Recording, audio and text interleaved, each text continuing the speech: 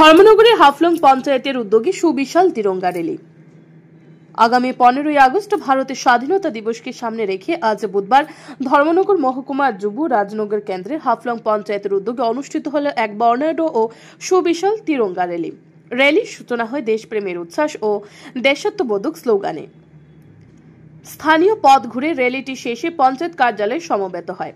এই তিরঙ্গা র্যালিতে অংশ নেন যুব রাজনগর কেন্দ্রের প্রাক্তন বিধায়িকা মলিনা দেবনাথ, গ্রাম পঞ্চায়েতের প্রধান সঞ্জিত সেন সহ পঞ্চায়েত সদস্য, গ্রামবাসী এবং বহু স্কুল কলেজের ছাত্রছাত্রী।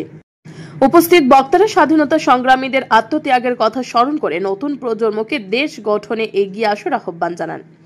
আয়োজকদের পক্ষ থেকে জানানো হয়, স্বাধীনতা দিবস উদযাপন শুধু একদিনের কর্মসূচি নয়, বরং সারা বছর দেশপ্রেম ও ঐক্যের চেতনাকে জাগ্রত রাখার অঙ্গীকার গ্রহণের দিন। ধর্মনগর থেকে নিজস্ব প্রতিনিধির রিপোর্ট, আর.ই. ধর্মনগর।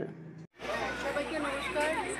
আপনারা সবাই জানেন, পুরো দেশের সঙ্গে 13 তারিখ থেকে আমাদের তিরঙ্গা পতাকা প্রত্যেক ঘর, প্রত্যেক দোকান, প্রত্যেক জায়গায় উত্তোলন করা হবে।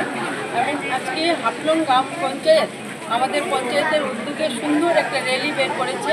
সেখানে আমাদের দেশের যারা সৈনিক আছেন, যারা সমস্ত লোক যারা এই দেশের স্বাধীনতার জন্য প্রাণ বিসর্জন দিয়েছেন, তাদের সকলকে প্রণাম জানাই এবং তাদের রক্ত ব্যর্থ হয়নি। আজকের প্রজন্ম থেকে শুরু করে সবাই তাদেরকে প্রণাম করছে। আজকে স্কুলের বাচ্চারাও সাথে এসছে এবং হাফলং পঞ্চায়েতকে আমি অনেক অনেক ধন্যবাদ জানাই এত সুন্দর র্যালি করার জন্য। এবং আজকে আমাদের দেশের শান, আমাদের প্রত্যেকটা মানুষ প্রত্যেক ঘরে সেই তিরঙ্গা পতাকা উত্তোলন করছেন এবং সবাইকে নমন করছেন। সবাইকে নমস্কার, ধন্যবাদ। নমস্কার।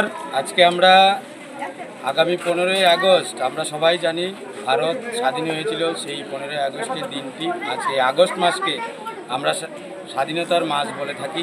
আজকে সেই উপলক্ষে আমরা 13ই আগস্ট হাফলং পঞ্চায়েত থেকে একটি সুবিশাল র্যালি, আমরা তিরঙ্গা র্যালি বের করেছি। সেখানে সেই র্যালিতে আমাদের মধ্যে সামিল হয়েছেন আমাদের সকলের প্রিয় যুবরাজনগরের প্রাক্তন বিধায়িকা আমাদের সদ্য দিদি মলিনা দেবনাথ। এখানে উপস্থিত ছিলেন আমাদের যুবরাজনগর ব্লকের সম্মানীয় চেয়ারপারসন অপর্ণা সিনহা দেবনাথ মহোদয়া। এছাড়াও গ্রামের সকলে এত সুন্দরভাবে আমাদেরকে সহযোগিতা করেছেন সেই র্যালিতে।